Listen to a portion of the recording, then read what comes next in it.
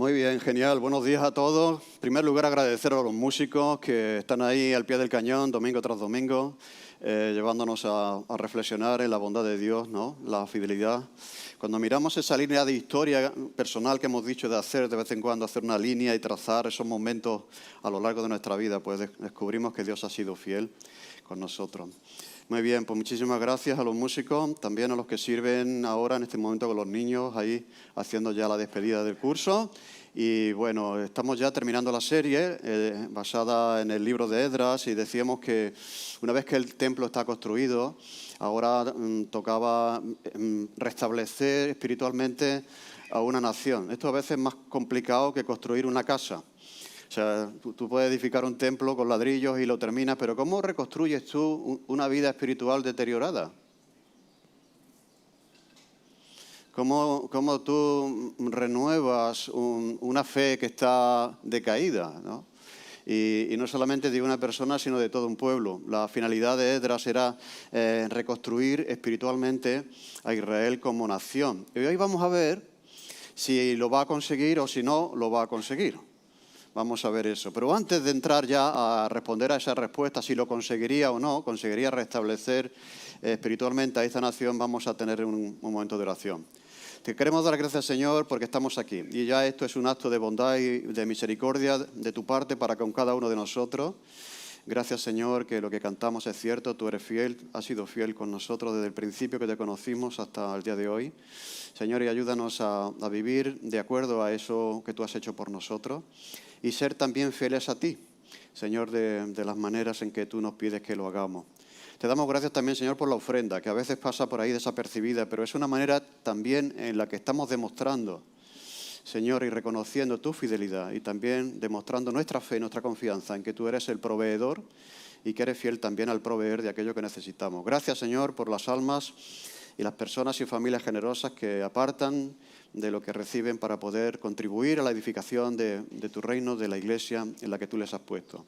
Y ahora también gracias, Señor, por este último mensaje que creo que quiere hablar a nuestro corazón, también a tu pueblo en este momento, ya no Israel, la iglesia, nosotros, Señor, aquí en Parque Este.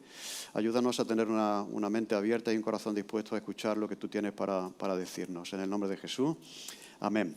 Muy bien, ¿lo conseguiría o no lo conseguiría? ¿Conseguiría restablecer a Israel espiritualmente o no? La semana pasada dejamos a Esdras orando de la siguiente manera. Hemos de volver, esta es ya la oración de Esdras, hemos de volver, Señor, a infringir tus mandamientos y a emparentar con pueblos que cometen estas abominaciones.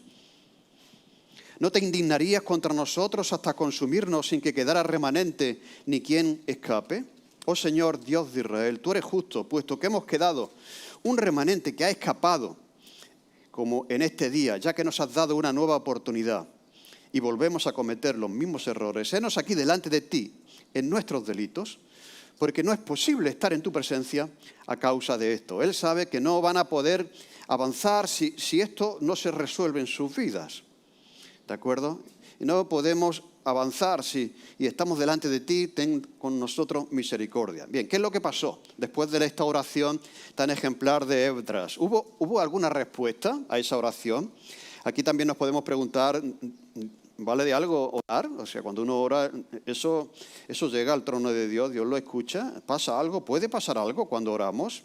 ¿De acuerdo? Pues vamos a ver ya en este último mensaje, en el capítulo 10, lo que pasó y si la oración de Esdras sirvió para algo, si Dios contestó esa oración. Dice en Esdras capítulo 10, versículo 1 al 44, que mientras oraba, o sea, él está orando todavía, mientras oraba Esdras y hacía confesión, llorando y postrándose delante de la casa de Dios, o sea, él sigue orando, sigue diciendo, Señor, estamos muy mal, perdona nuestros pecados, porque él ha recibido una noticia que demuestra que el pueblo de Dios estaba alejándose de lo que Dios había establecido en su ley.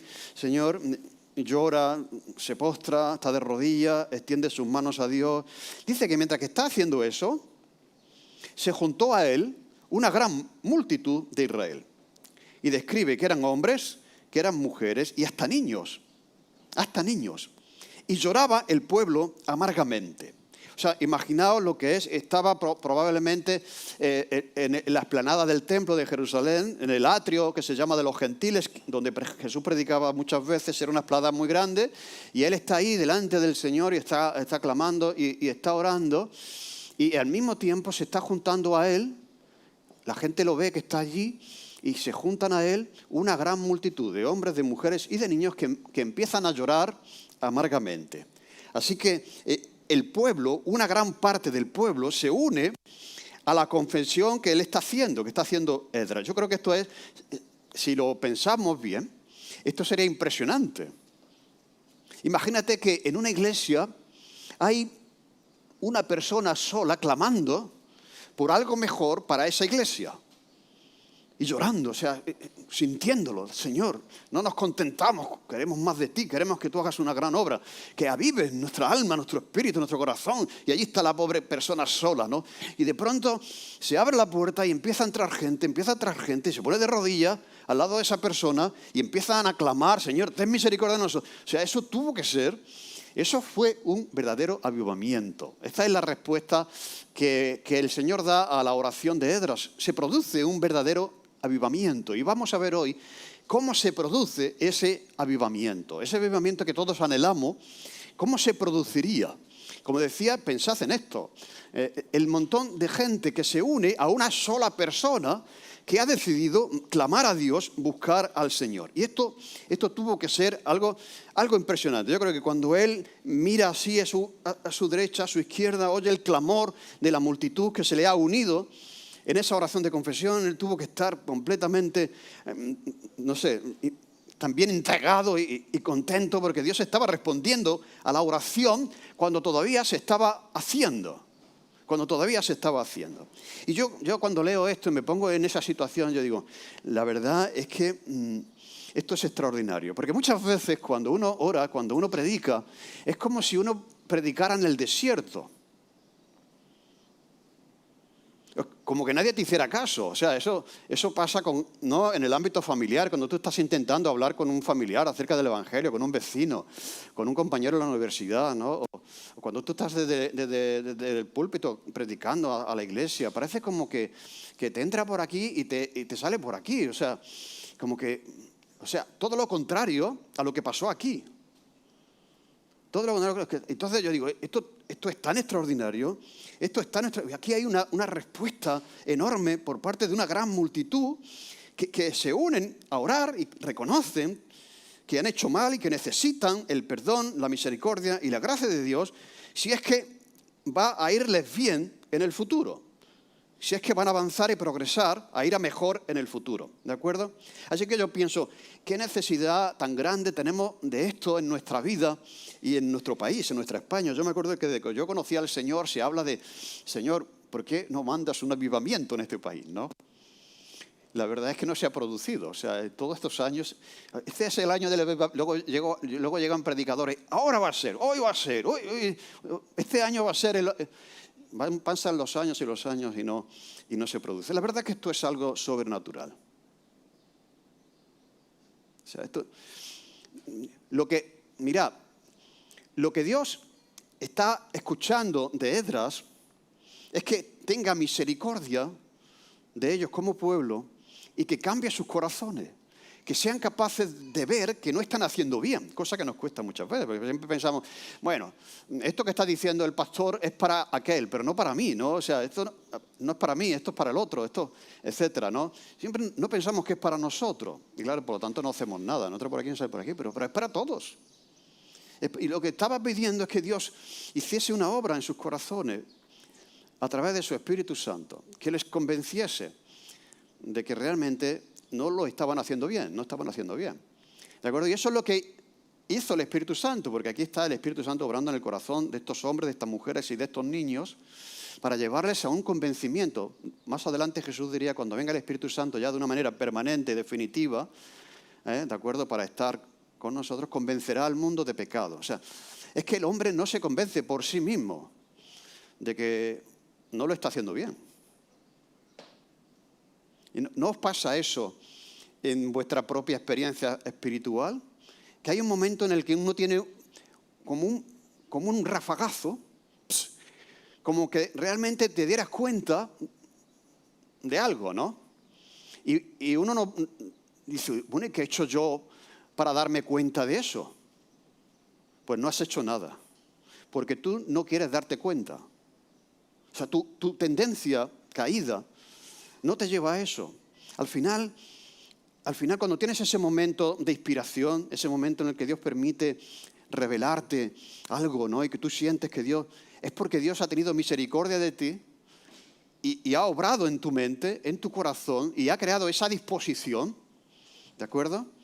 Para responder con arrepentimiento o con alabanza, como este grupo de personas que se unen a Esdras, ¿de acuerdo? Así que tenemos que orar, si es que queremos que se produzca un avivamiento en nuestra vida, que por la gracia de Dios, ya que nosotros no somos capaces de producirla por nosotros mismos, el Espíritu Santo pueda visitarnos como iglesia, primeramente como personas, ¿no? Como familias y como iglesia, y nos haga ver aquello que nosotros no vemos, no somos capaces de ver. Y si lo vemos, lo justificamos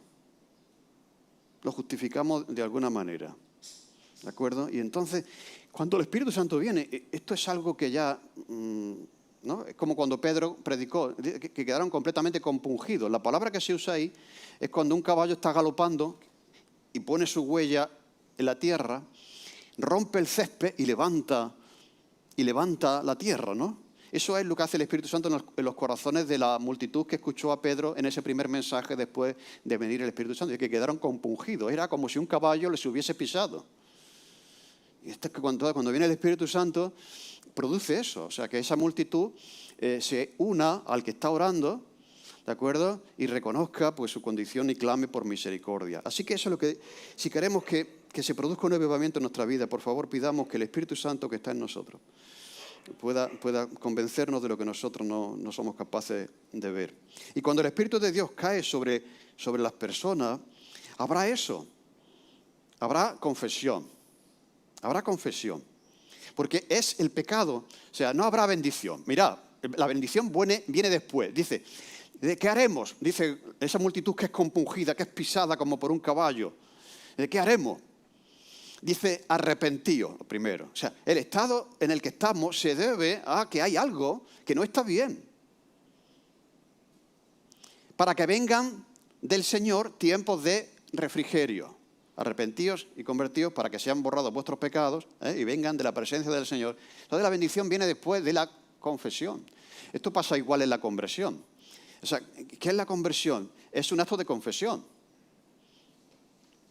La gente está bien, Señor, bendíceme, Señor, no sé, dame esto, te pido por aquello, Señor, un trabajo. Pero no se han convertido, no se han arrepentido. Por eso la primera palabra que pronunció Jesús en la predicación pública que hizo fue arrepentido, porque algo no está bien. Y entonces, cuando hay arrepentimiento, viene la bendición. Viene la bendición de parte del Señor, tiempos de refrigerio. Pues eso, que esa confesión que se tiene que dar como pueblo cuando las cosas no están como deberían estar. Bien, eso es lo primero, la intervención sobrenatural de Dios, así se produce el avivamiento sobre los corazones de estas personas que están ahí orando, que están clamando. Pero bueno, ¿seríamos capaces de hacer eso? Cuando vemos que algo no funciona como debería, de decir, vamos a hacer una velada de oración y a asistir a esa velada de oración. Vamos a estar dispuestos a apartar un tiempo en nuestra casa y Señor, obra en mi corazón por medio de tu Espíritu Santo. Eso hay que hacerlo, ¿de acuerdo? Pero en segundo lugar, hay una propuesta, dice, respondió. Entonces, cuando se ve esa multitud uniéndose y llorando y clamando al Señor, entonces, versículo 2, respondió Secanías, hijo de Jehiel, de los hijos de Elam, y dijo a Esdras, nosotros hemos pecado contra nuestro Dios, pues tomamos mujeres extranjeras de los pueblos de la tierra, mas a pesar de esto, aún hay esperanza para Israel. Ahora pues, hagamos pacto con nuestro Dios que despediremos, o sea, decidiremos que vamos a despedir a todas las mujeres y a los nacidos de ellas según el consejo de mi Señor y de los que temen al mandamiento de nuestro Dios, y hágase conforme a la ley. O sea, la ley establecía que un creyente no podía casarse con una persona que no lo era. Ellos lo habían hecho. Eso iba a tener consecuencias claras en el pueblo, en el presente y en el futuro. Por lo tanto, eso había que corregirlo. Y esta persona se levanta y dice, vamos a hacer eso, vamos a corregir eso.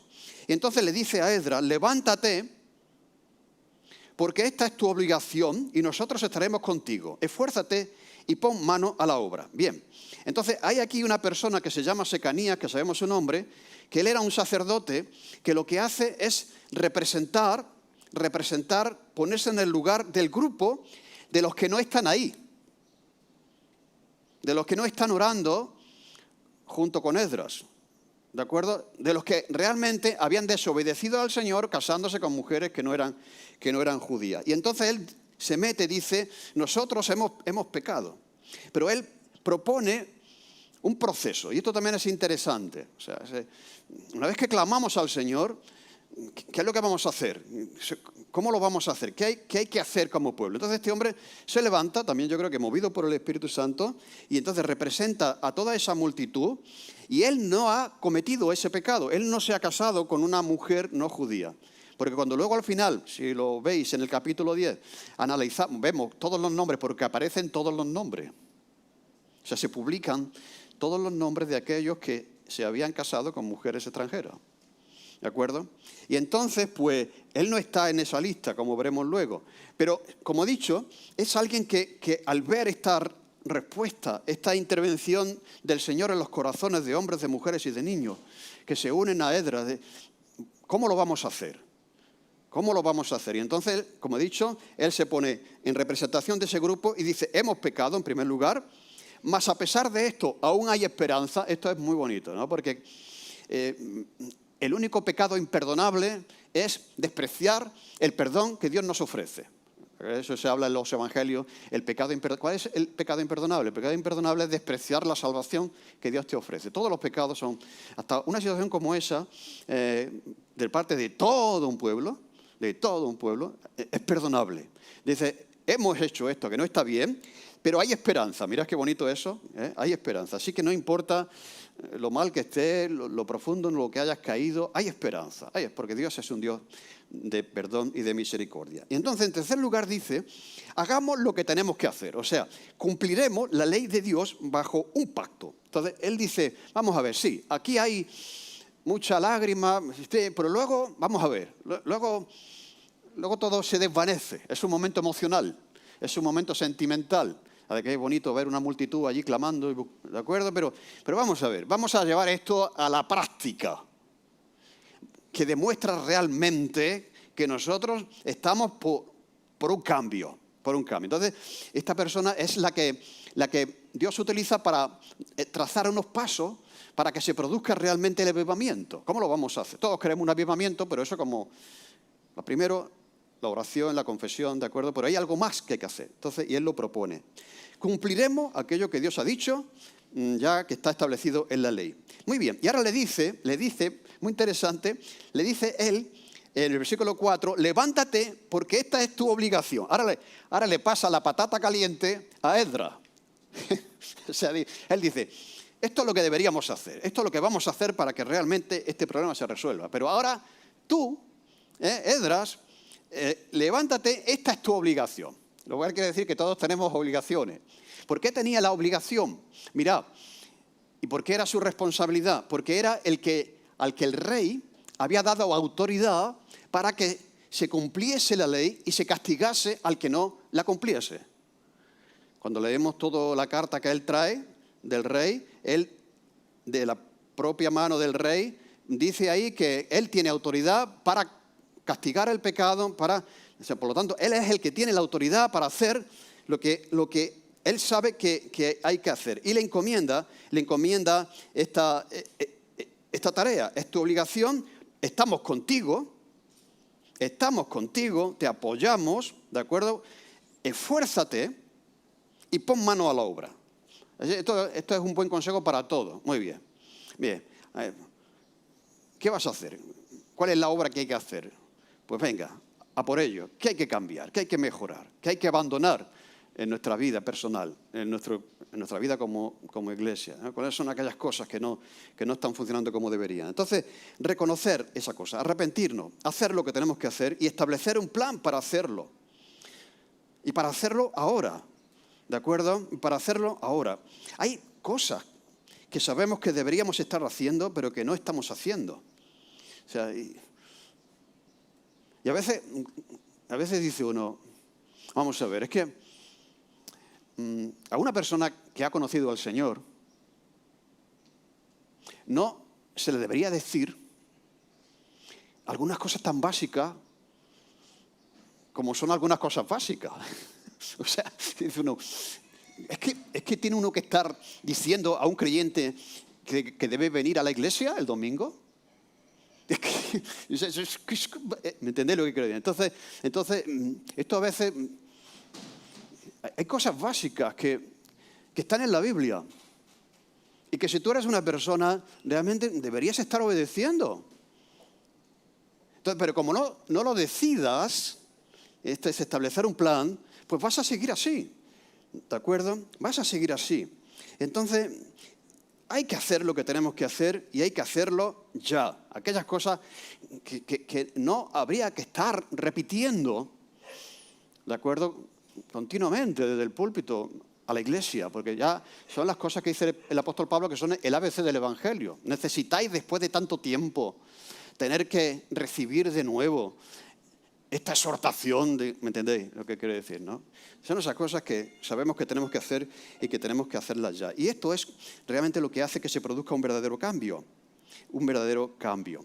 Entonces, dice, cuando él recibe esta responsabilidad de parte del sacerdote, se levantó Esdras, versículo 5, y juramentó a los príncipes de los sacerdotes y de los levitas y a todo Israel, que harían conforme a esto. Y ellos juraron.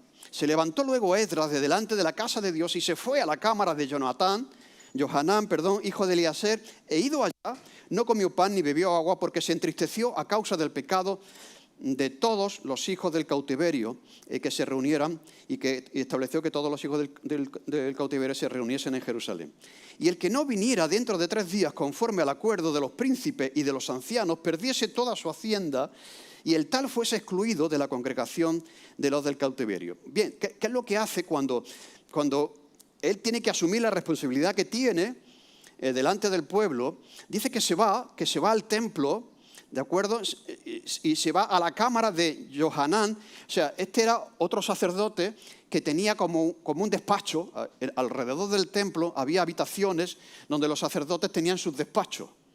Podríamos decir, sus salas, ¿de acuerdo? Entonces, él va a comprometer también a los responsables espirituales de Israel en ese momento y a contarles lo que hay que hacer. Entonces, dice que hicieron pregonar, o sea, anunciaron en Judá y en Jerusalén que todos los que habían vuelto del cautiverio viniesen a Jerusalén porque tenían una reunión. Vamos a ver, hay que hacer una reunión y hay que abordar esto. No es solamente orar, ¿entendéis? Como hemos dicho, sino hay que dar paso en esa dirección. Entonces, ¿qué establecieron? Que viniese todo el mundo a Jerusalén para tener una reunión, ¿de acuerdo? Johanán era sacerdote y entonces junto con él y Esdras convocaron al pueblo a esa reunión porque Esdras tenía la autoridad como decíamos, que el rey Artajerjes le había transferido. Así que, versículo 9, todos los hombres de Judá y de Benjamín se reunieron en Jerusalén dentro de los 3 días, a los 20 días del mes, que era el mes 9, y se sentó todo el pueblo en la plaza de la casa de Dios, temblando, con motivo de aquel asunto y a causa de la lluvia. Mirad qué descripción aquí también más interesante, ¿no? O sea, toda esta gente, que probablemente era, como decíamos, como 50.000 personas, porque son los que volvieron de la cautividad, 50 y tantas mil personas, había sitio para esa gente allí, porque en la Pascua se reunían como 2,5 millones de personas en Jerusalén. Así que mirad, toda una plaza, imaginaros, mucho más que la Plaza de España, y el Parque de María Luisa, junto, y toda la Triana. Imaginaos toda una plaza enorme, de acuerdo, allí con una multitud de gente, de acuerdo, que dice que están allí, que responden a la convocatoria. Hay una reunión, yo no voy. No, hay una reunión, tú debes de estar ahí, has sido convocado para eso, y si no vienes, hay un castigo, porque él tenía la autoridad para eso, el que no venga, ¿de acuerdo? Y entonces ahí se junta todo el pueblo, y están temblando con motivo de aquel asunto. bueno, ¿qué es lo que está pasando? Pues que Dios está trayendo convicción también a la gente que no había tenido esa convicción. Hay un gran grupo, hombres y mujeres y niños, como hemos dicho por ahí, otro grupo que no está convencido de que eso esté mal ni que eso sea algo que haya que cambiar. Lo cual quiere decir que Dios estaba ya obrando en el corazón de todo el pueblo. Están ahí temblando. ¿Por qué estaban temblando? Porque sabían que algo no estaba bien. ¿De acuerdo? Y yo veo aquí al Espíritu Santo ya trabajando en sus corazones para llevarles a esa convicción. Pero también estaban temblando porque estaba lloviendo. A causa de la lluvia. Bien. El tiempo no era bueno. Y ahora se desplazan allí, en una plaza, y empieza a llover.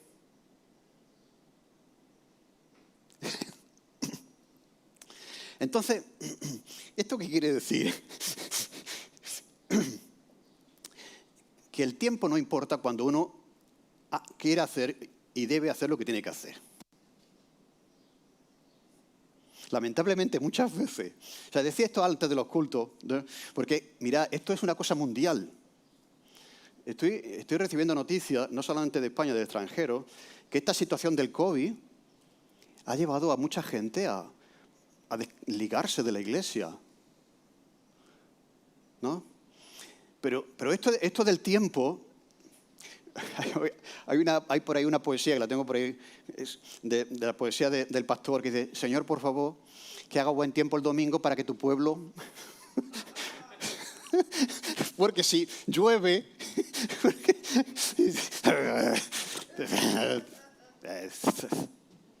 ¿Cómo nos va a ir? ¿Cómo nos va a ir? Llovía a cántaro y ahí estaban. Por lo tanto, el tiempo no debe importar cuando tenemos que hacer lo que tenemos que hacer. Y tenemos que estar con la iglesia, con los hermanos, porque somos iglesia. ¿De acuerdo? Y esta situación también demuestra que tú no tienes una concepción adecuada de la iglesia, de lo que son tus hermanos, de lo importante que es que estés en los momentos más difíciles. Hay un artículo por ahí circulando que dice: ¿está la iglesia preparada para lo que viene? O sea, lo que viene es peor de lo que está. ¿Está la iglesia preparada para lo que estamos viendo que está pasando en el mundo? Eso va a requerir un compromiso.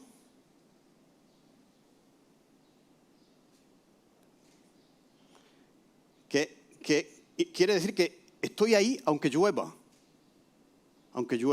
Y aunque esté temblando. Porque está lloviendo. Y también porque estoy temiendo que estamos mal. Así que esto es lo que hace realmente un avivamiento, que quita todas esas cosas, esas excusas y esas cosas, ¿no? El tiempo, no sé qué, y transforma realmente el corazón. Mira, hay una historia de los avivamientos, la historia de los avivamientos es extraordinaria, ¿no? Y lamentablemente nosotros no hemos tenido en España un avivamiento como ha habido en otras partes del mundo. Hay historias en Reino Unido, en Inglaterra, ¿no? Extraordinarias sobre esto. Mira, os voy a contar una historia en el año 1859, en marzo de 1859. Dios hizo tal obra en ese tiempo que se convirtieron más de 1 millón de personas en Inglaterra. ¿De acuerdo? ¿Y por qué Dios hizo ese avivamiento? Porque hubo un grupo de personas que tenían pasión porque eso pasase en su país, en su ciudad, en su pueblo. Y en una iglesia de ese pueblo, la primera iglesia presbiteriana de Irlanda, en Irlanda del Norte, de un pueblo que se llama Aoglin o algo así, ¿de acuerdo? Pues es un grupo de personas ahí se reunieron para buscar a Dios. Señor, toca nuestros corazones, Señor, y salva a nuestro pueblo. Una oración por avivamiento. Dice que empezó a responder un público tan grande en esa conferencia que tuvieron que despedir la reunión con el temor de que los balcones que había en la iglesia, hay muchas iglesias que tienen balcones alrededor, se derrumbarían como se ha derrumbado el edificio este en Miami, que es por la afluencia y por el peso de tanta gente. O sea, al ver una respuesta tan extraordinaria ahí, tuvieron que decir, mira, vamos a interrumpir la predicación y vámonos a la calle, porque no queremos que se produzca una tragedia, un accidente. Bien, pues despidieron a la gente del local, se salieron a la calle, ¿de acuerdo? Y una persona tomó la palabra, que se llamaba James McKilkin, y predicó a 3.000 personas en las calles. Y mucha de la gente que escuchaba ese mensaje se caían al suelo de rodillas en unas calles mojadas y llenas de cieno, clamando, conmovidos, de su pecado y pidiendo al Señor misericordia. Y cosas como esta empezaron a producirse en las iglesias de Inglaterra, también en Estados Unidos, a través de una persona, de 2 personas, que decidieron no contentarse con esa situación, clamando al cielo por un avivamiento, y la gente se ponía de rodillas en el fango, diciendo, Señor, ten misericordia de mí, porque la palabra que se estaba predicando estaba convenciéndolos de pecado. ¿De acuerdo? Y entonces está la gente tiritando, está la gente compungida, y se levantó el sacerdote, versículo 10, se levantó el sacerdote Esdras y les dijo, vosotros habéis pecado por cuanto tomasteis mujeres extranjeras, añadiendo así sobre el pecado de Israel. Ahora pues, dad gloria al Señor, Dios de nuestros padres, y haced su voluntad, y apartaos de los pueblos de la tierra y de las mujeres extranjeras. O sea, esto es lo que hay que hacer. Esto es lo que hay que hacer. Hay que tomar el toro por los cuernos, y este es el problema que tenemos. Así que hay que abordar esa situación, hay que resolver esta situación. Y dice que respondió toda la asamblea, versículo 12, y dijeron en alta voz, así se haga conforme a lo que dices, pero el pueblo es mucho y el tiempo es lluvioso y no podemos estar en la calle, ni la obra es de un día ni de 2, porque somos muchos los que hemos cometido este pecado. ¿De acuerdo?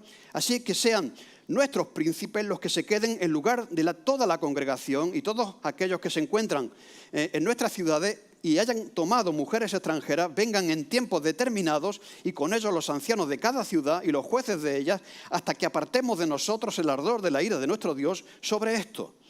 Solamente Jonatán, hijo de Asahel, y Jaazías, hijo de Tikva, se opusieron a esto, y los levitas Mesulán y Sabetai les ayudaron. Bien, ¿qué está pasando aquí? Que como el problema era tan grande, evidentemente estaba lloviendo, hubo alguien que sugirió un proceso. Algo, mira, vamos a hacerlo de esta manera, ¿de acuerdo? No podemos estar aquí, está lloviendo, tal, pero vamos a establecer una serie de pasos para resolver realmente de verdad este problema. Por lo tanto, le encomendaron a un grupo de personas que hicieran eso, pero había gente que no estaba de acuerdo. Oye, mira, versículo 15. Solamente Jonatán, hijo de Asahel, y Jaazías, hijo de Tikva, se opusieron. Siempre hay alguien... Se opusieron a que esto se hiciera, ¿de acuerdo? A que se fuera familia por familia, ¿de acuerdo? Para ver dónde estaba el problema y darle una solución. Y se acordó cuidadosamente cómo esto tenía que hacerse, lo cual quiere decir que si vamos a cambiar, debemos establecer planes en esa dirección. Ahí sí, yo tengo que mirar por mi salud, bien, ¿qué vas a hacer hoy? ¿Qué vas a hacer mañana? O sea, ¿entendés? Ahí establece un plan para perseguir ese objetivo. Así que si hay algo que tienes que hacer, que debes obedecer, que no estás haciendo, que no estás obedeciendo, tienes que tener un plan. Y si no lo tienes, es que no quieres obedecer. Entonces, si tú detectas algo que no está bien, y dices, mira, esto no está bien. Bien, pues a partir de mañana o el domingo que viene, porque como no establezca un plan, aquello se va a desvanecer y no se va a hacer, ¿de acuerdo? Así que hay varias personas que se oponen, pero siguen adelante. Entonces hicieron esa comisión de trabajo y apartaron a los sacerdotes y ciertos varones jefes de las casas, versículo 16, paternas, según sus casas paternas, y todos, por sus nombres, se sentaron el primer día del mes 10 para inquirir sobre el asunto. y terminaron el juicio de todos aquellos que habían tomado mujeres extranjeras el primer día del mes primero. O sea, qué interesante que empiezan a llamar a la gente. O sea, no era una condena así por encima, sino vamos a ver esta situación y cada caso en particular. Y establecieron una lista, que es la lista de la vergüenza. Yo digo, aquí tenemos, se establece una lista, versículo 18, de los hijos de los sacerdotes que habían tomado mujeres extranjeras, fueron hallados estos. ¿De acuerdo? O sea, tú hoy si señalas algo directamente, bueno, ten mucho cuidado. ¿De acuerdo? O sea, ten mucho cuidado porque, bueno, pero mira, aquí aparecieron la lista de todos aquellos, primero los sacerdotes, que eran los que no debían haber hecho eso. Pues de la lista de los sacerdotes había estos que habían cometido este pecado. Así sucesivamente hasta el final.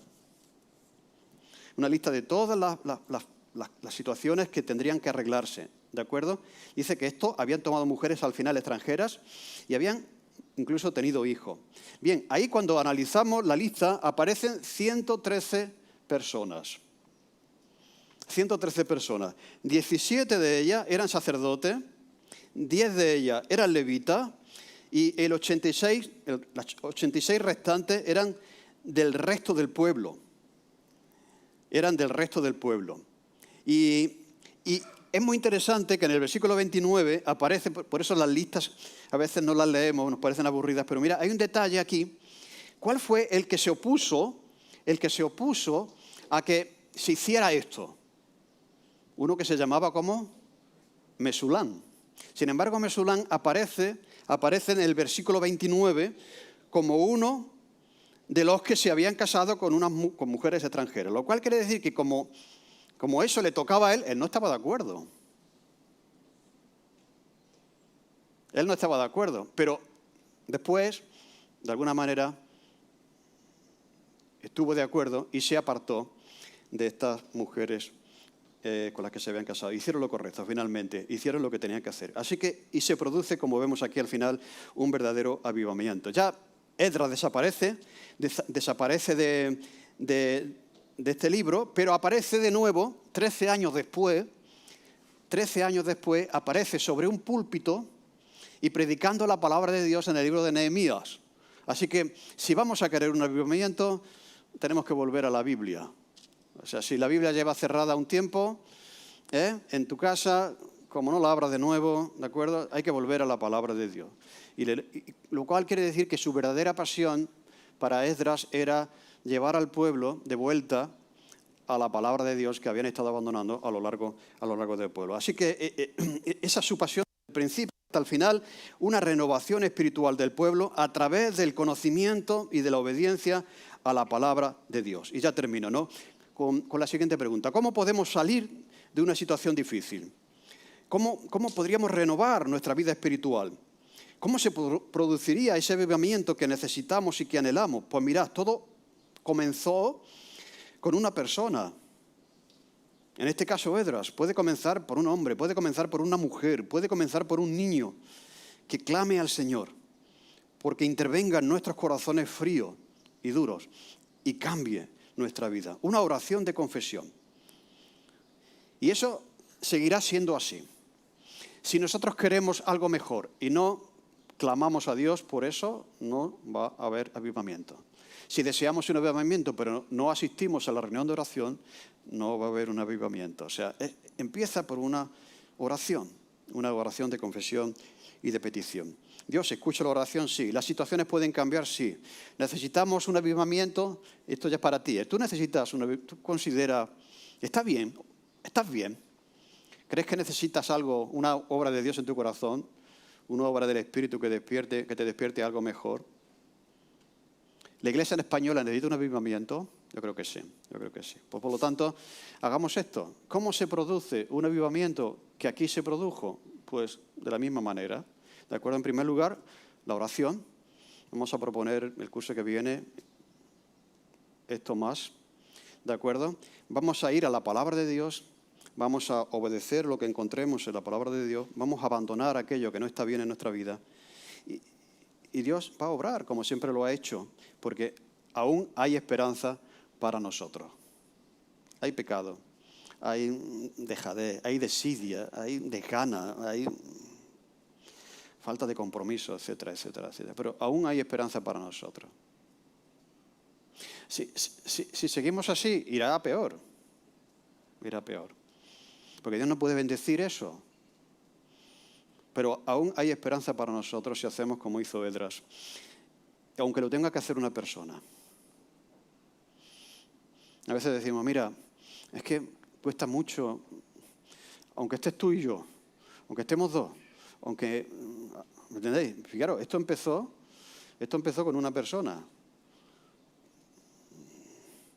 Y se unieron después todos los demás. ¿De acuerdo? Pues que el Señor pueda obrar en nuestros corazones y en la Iglesia y en España, en este país, de acuerdo a su voluntad. Amén. Señor, te damos gracias por este mensaje que, Señor, viene de ti. Tú seguro que quieres que escuchemos lo que hay en tu palabra, Señor. Y también que veamos que hay esperanza para nosotros. Señor, gracias por tu misericordia.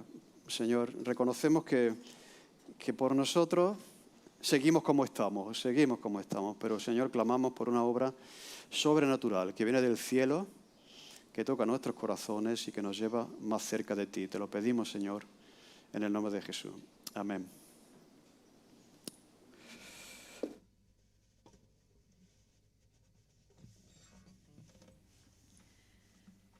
Vamos a ponernos de pie para